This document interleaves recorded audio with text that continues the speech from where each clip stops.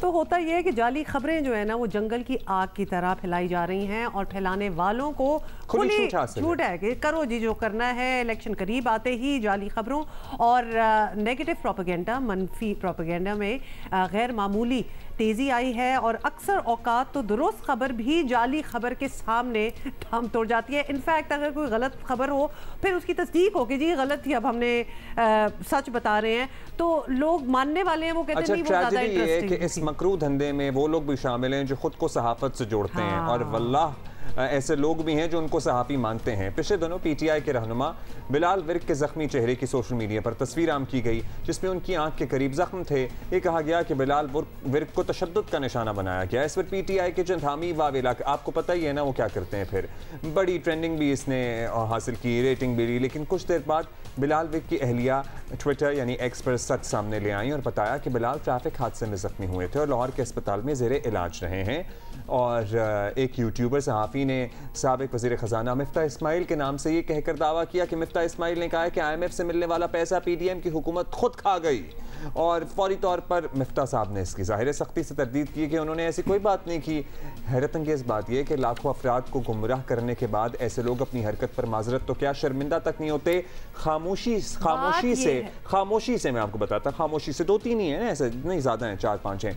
खामोशी से ये वो सियासी सहाफ़ी जो हैं स्लैश यूट्यूबर ये अपनी ट्वीट्स डिलीट कर देते हैं और उसके बाद कोई no apology, no explanation, nothing, बस वो पोस्ट थी, वो एक वावेला मच गया, वो पोस्ट कर चुकी होती है तब। हाँ, it has by that time it has done it's job. और इस बात को कहने में कोई कबाहत या कोई आर नहीं है कि इसमें नंबर 1 पाकिस्तान तहरीक इंसाफ और इनके यूट्यूबर्स ट्रेंड सेटिंग है, लेट्स जस्ट पुट इट, सारे कर रहे हैं, लेकिन चलो नंबर 1 हम इनको कह देंगे। और यहाँ तक कि by the way this is also happening, हमने देखा है कि सोचे समझे बगैर मुखालफिन पर तौहीन मजहब के इल्जामात तक लगाए जाते हैं और जिसका आपको पता है कि एक एंड रिजल्ट हमारे मुल्क में क्या होता है।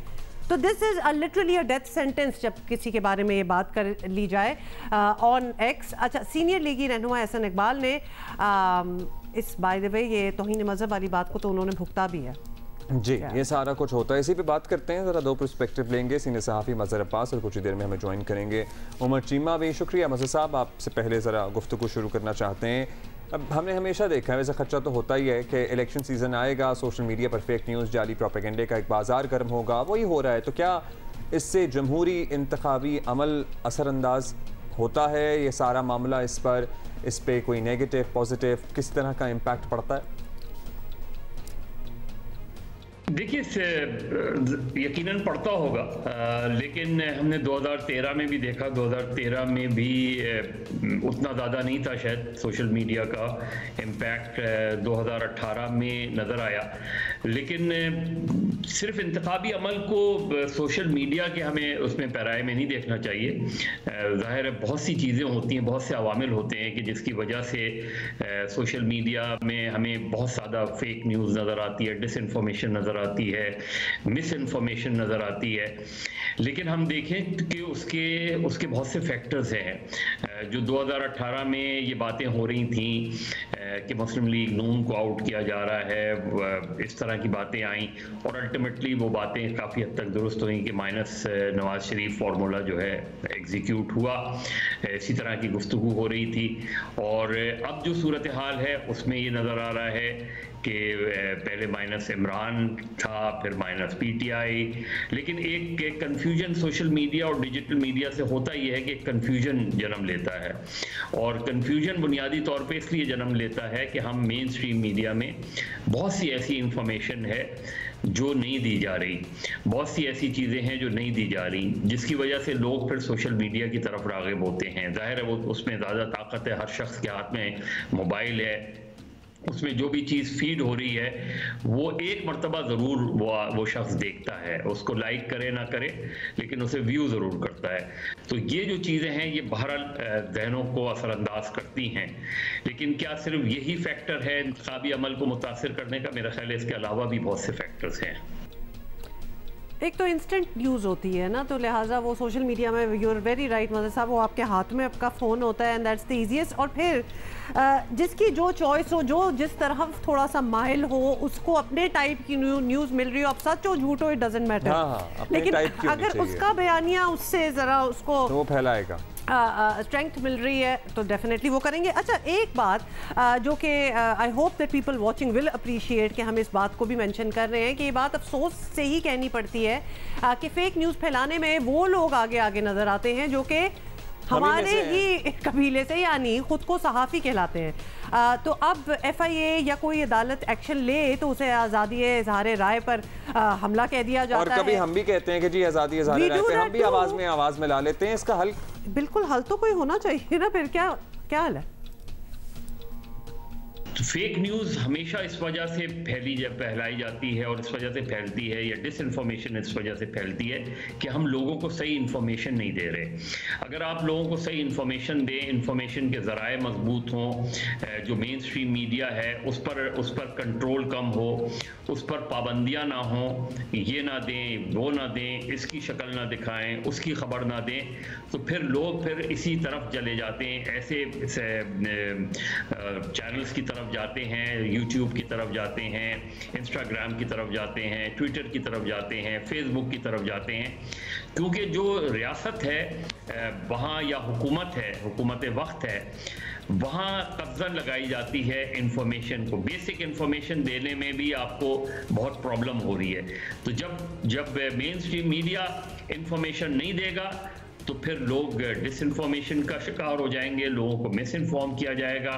तो मेरा ख्याल है इसके लिए सबसे मौसर जरिया यही है कि जो रेगुलेशंस बनाई जाएं वो म्यूचुअली एग्रीड हों और उसमें फिर किसी और की मुदाखलत ना हो।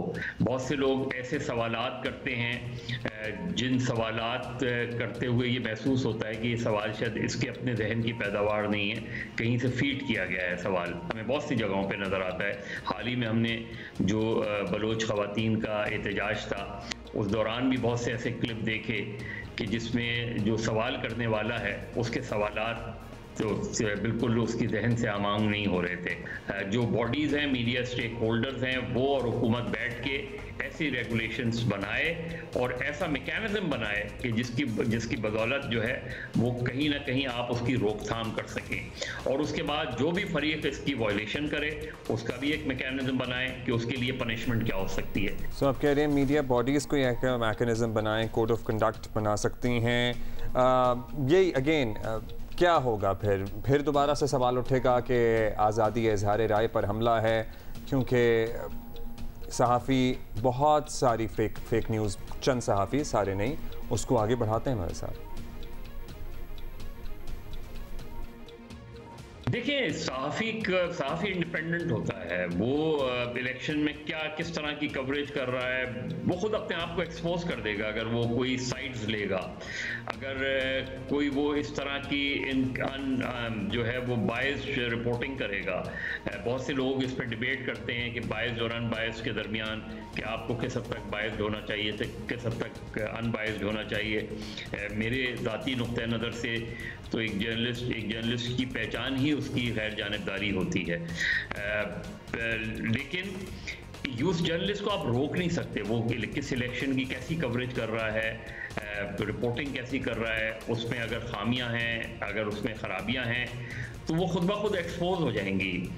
लेकिन उस पर कोई कज़न लगाई जाए, मैं नहीं समझता कि इलेक्शंस, ख़ासतौर पे इलेक्शंस के माहौल में हमने 2008 में मैंने देखा, मुझे पता याद है आज तक, 2008 में पैमरा की तरफ से एक साइलेंस पीरियड आया था कि पोलिंग डे के दिन जो है वो टीवी चैनल्स जो हैं वो टॉक शोज़ नहीं कर सकते इलेक्शंस के हवाले से, इस तरह के जो लोगों को नहीं बुला सकते। वो समझ में आती है कि उम्मीदवारों का नाम बुलाएं, लेकिन पार्टी लीडर्स को भी बुलाने पर एक तरीके से पाबंदी लगी थी। वो अलग बात है कि फिर पाबंदी फ़ौरन उठा ली गई थी। तो मेरा ख्याल है जर्नलिस्टों को या मीडिया को जो है वो अपनी जिम्मेदारी का खुद एहसास होना चाहिए जर्नलिस्ट को, अपनी जिम्मेदारी का।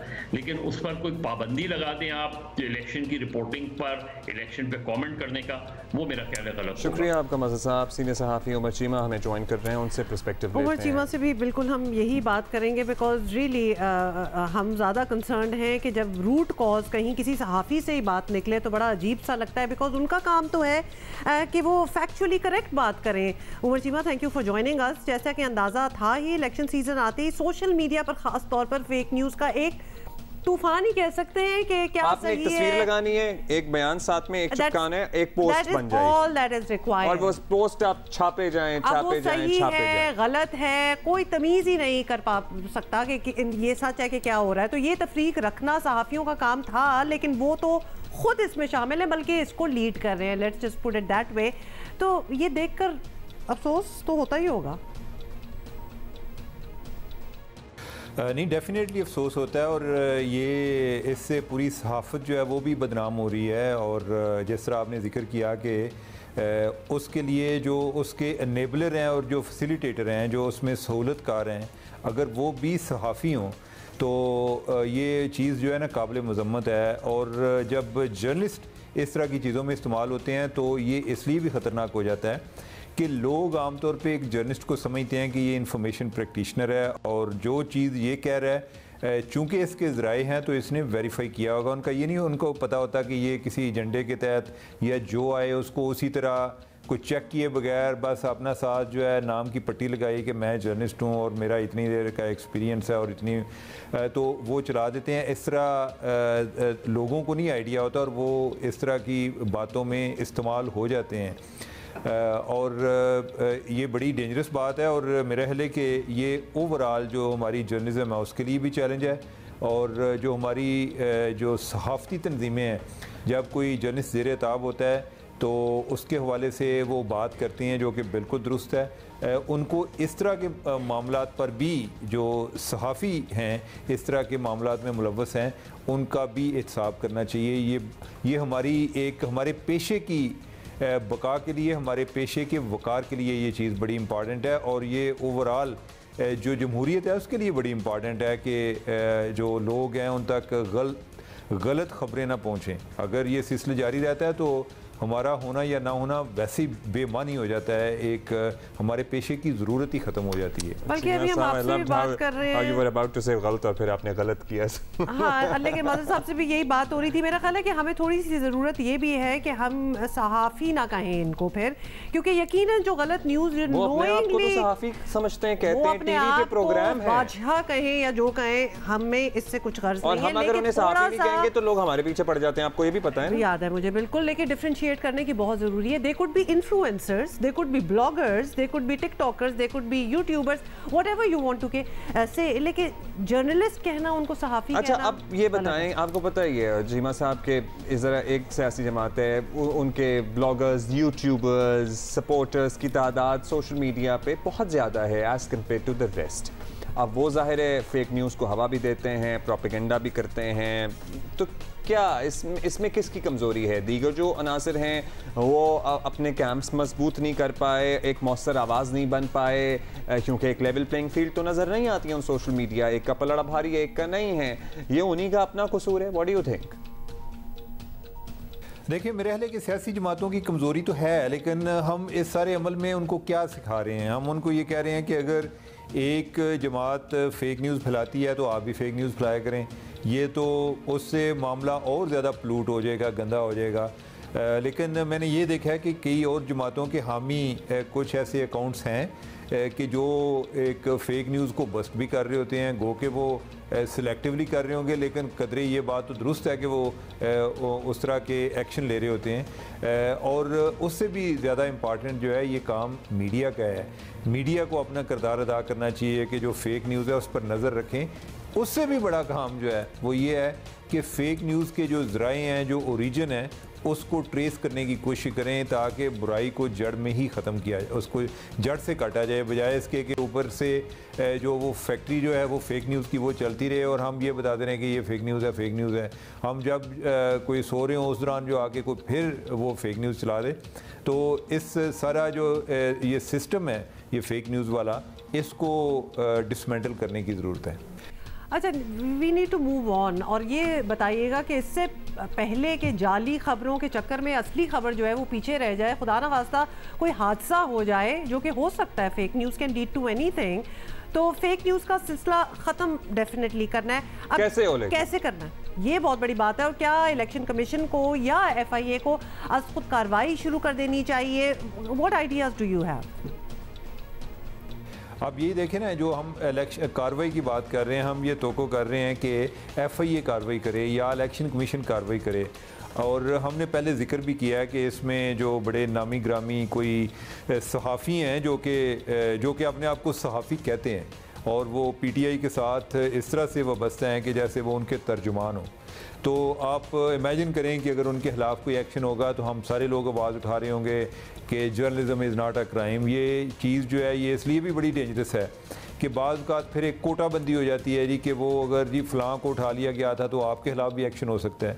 इस सारे अमल में जो लोग सही तरीके से काम कर रहे हैं वो भी काबू आ जाएंगे।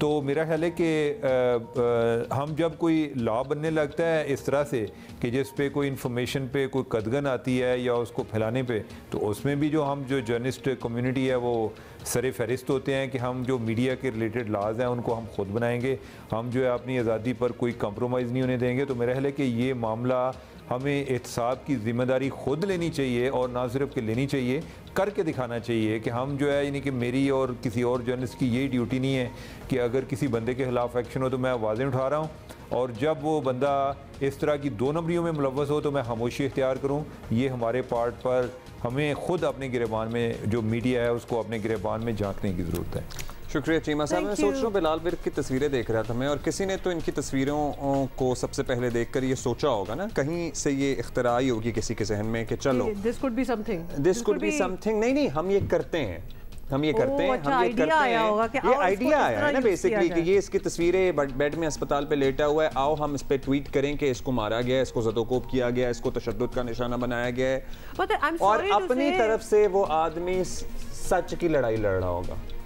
इमेजिन कितना क्रिमिनल माइंड होगा कि कोई तस्वीर इस तरह उठा के आप एक स्टोरी घड़ दें। हाँ, इसीलिए हम तो यही कहेंगे, बड़ा मुश्किल है वैसे डिफरेंशिएट करना fake news from the truth, लेकिन अगर आपको कोई एकदम से हो ना कि ये कैसे हो सकता है, आपकी अपनी इंस्टिंक्ट आपको बताए, तो उस खबर को फॉरवर्ड करने से पहले प्लीज़ तहकीकात अपनी ज़रूर कर लें, 2-4 ज़राए से देखें, कोई क्रेडिबल सोर्सेज से देखें कि क्या वो खबर किसी क्रेडिबल सोर्स से भी आई है कि नहीं आई, तो अपनी तरीके से ज़रूर उसकी इन्वेस्टिगेशन करें, wherever it may lead you to.